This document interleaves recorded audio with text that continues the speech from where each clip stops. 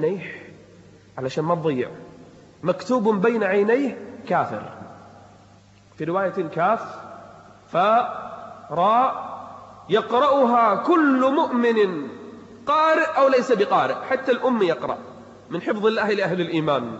أهل النفاق ما يقرؤون، أهل الكفر ما يقرؤون، لكن أهل الإيمان يقرؤون هذه الكلمة وإن لم يروها. يخرج 10 فوارس، الحين بيتأكدون من الخبر، يخرج 10 من المقاتلين يخرجون إلى الجزيرة، يرجعون من أوروبا إلى الجزيرة يريدون التأكد هل خرج الدجال ولا ما خرج.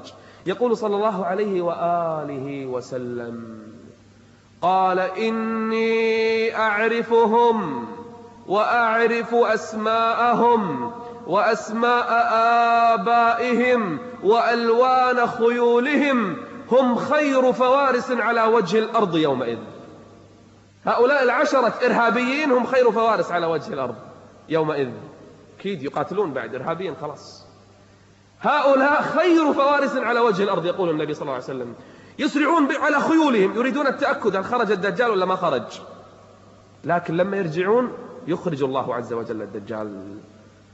من هذا الدجال؟ وهل كان موجود أيام النبي صلى الله عليه وسلم ولا غير موجود؟ سمي الدجال لأنه من الدجل الخلط، يخلط الحق بالباطل، جنة نار، نار جنة، الحق باطل والباطل حق، يخلط على الناس ما تعرف، حتى أن الرجل المؤمن يأتيه وهو واثق من إيمانه، فإذا أتى إليه اشتبه عليه الأمر، نسأل الله العافية. ما أخرج الله فتنة على وجه الأرض منذ أن خلق الله الأرض إلى أن تقوم الساعة أعظم من فتنة الدجال، ما في. وما من نبي إلا حذر قومه فتنة الدجال، ونحن نسير على إثرهم. كل نبي. اليوم إذا سمعت المحاضرة اذهب إلى بيتك أخبرهم الخبر وقص عليهم القصص.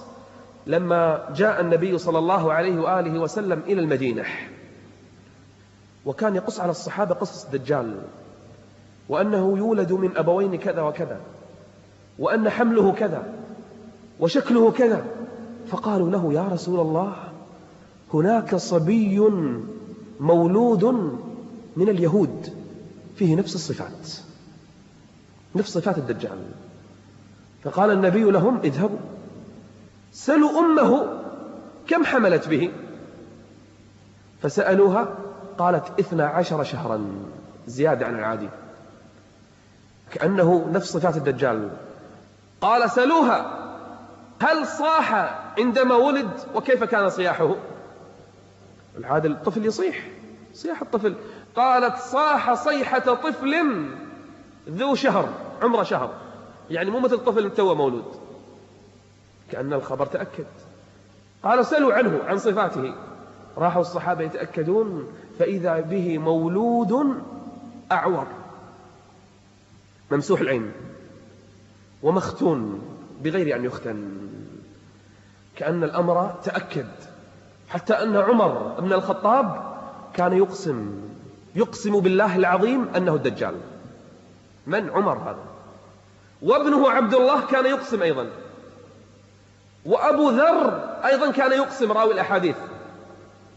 وجابر بن عبد الله يقول لن أقسم بالله، أو أبو ذر يقول لن أقسم بالله 10 مرات أنه الدجال أحب إلي من أن أقسم مرة أنه ليس الدجال، يعني متأكدين.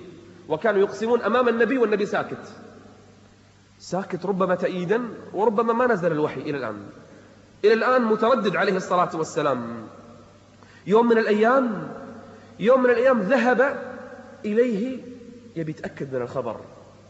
هذا الولد اسمه صافي أو اسمه عبد الله، صاف أو عبد الله، يسمى بهذا يسمى بهذا، وله لقب اسمه ابن صياد.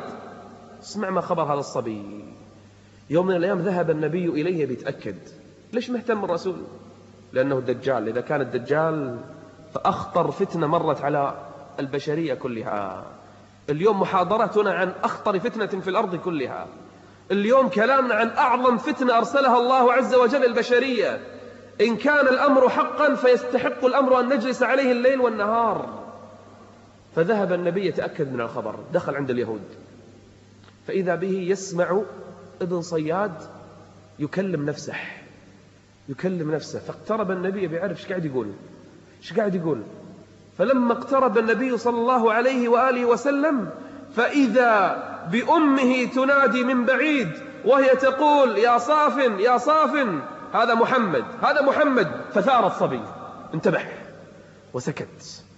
فقال النبي ويل لها لو تركته لبين، لو تركته يعني أسمع إيش يقول لعرفت أنه الدجال ولا مو الدجال.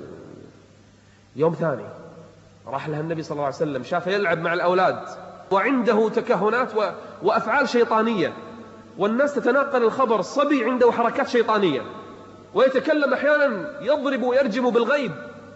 جاءه النبي صلى الله عليه وسلم يبي يختبره، قال له تعال، فمسكه بيده قال له يا صبي أتشهد أن لا إله إلا الله؟ لا، قال له أتشهد أني رسول الله؟ فنظر الصبي إلى النبي ثم قال أتشهد أني رسول الله؟ الصبي يقول حق الرسول. فرفضه النبي، عنف عليه، قال أتشهد أني رسول الله؟ فنظر الصبي وقال أتشهد أني رسول الله؟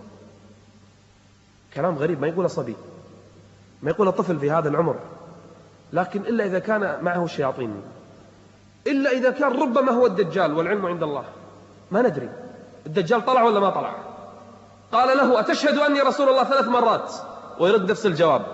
ثم قال النبي آمنت بالله ورسله. ثم قال له ما ترى؟ شو تشوف؟ قال أرى يأتيني صادق وكاذب. ثم قال النبي له خلط عليك الأمر، يعني الشياطين تدجل عليك وتضحك عليك وتخدعك. وقد كان النبي قد أنزلت عليه سورة لم يخبر بها أحدا من الناس. يبي يختبر فيها، يعرف شنو السورة ولا ما يعرف. أي سورة نزلت على النبي؟ نزلت عليه سورة الدخان. فأراد النبي أن يختبر هذا الصبي، يعرف شو اللي نزل عليه ولا لا. فقال له يا غلام خبأت لك خبيئا، عندي سر، تعرف ولا ما تعرفه؟ فنظر الصبي إلى النبي وقال له الدخ، نص الكلمة جعلها.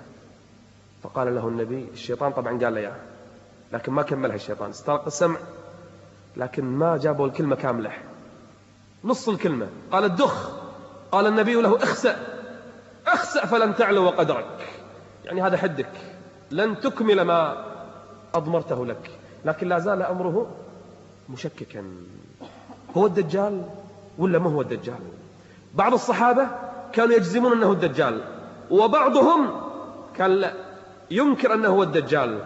هذا الصبي كبر، أسلم، دخل في الإسلام. تقول لي إذن ليس هو الدجال؟ أقول لك مو شرط، قد يظهر الإنسان الإسلام ويبطل الكفر، مو شرط. الدجال يبدأ صالحا ربما، ثم يضل، ثم يكفر بالله، ثم يدعي الألوهية. لكن خروجه آخر الزمان على ما وصفه النبي، لا يدخل المدينة ويكون كافرا ومكتوب بين عينيه كافر. طيب هو ولا ليس هو الدجال؟ كبر هذا الرجل وجاءه أولاد، وعند أولاد صالحين يروون أحاديث النبي، لكن لا زال الأمر مشكوكا فيه إلى اليوم. نعم قد يكون إلى اليوم. أبو سعيد الخدري يقول خرجت معه في إحدى الأسفار بعد ما أسلم، خرجنا من المدينة إلى مكة. يقول وكان في رفقتنا، كان معنا. يقول فنزلنا منزلا فتفرق الناس، كل واحد راح مكان في السفر. يقول فبقيت أنا وهو، أبو سعيد الخدري مع ابن صياد. يقول فاستوحشت. أبو سعيد يقول يعني خفت، شيطان. الرجل يوم من الأيام من شدة الشياطين التي معه، ابن عمر جاءه، ابن عمر كان يجزم أنه الدجال. قال له متى طفأت عينك؟ متى مسحت عينك؟ قال له ما أدري. قال كذبت، هي في رأسك ولا تدري. فغضب. يقول ابن عمر فلم أدري عن نفسي، غاب عن الوعي ابن عمر، يمكن من أفعال الشيطانية التي يفعلها ابن صياد. يقول فانتفخ وانتفخ وانتفخ الرجل حتى ملأ السكة، لا إله إلا الله. يقول ابن عمر فأفقت من وعي فقال لي الناس: لما صنعت هذا؟ حفصة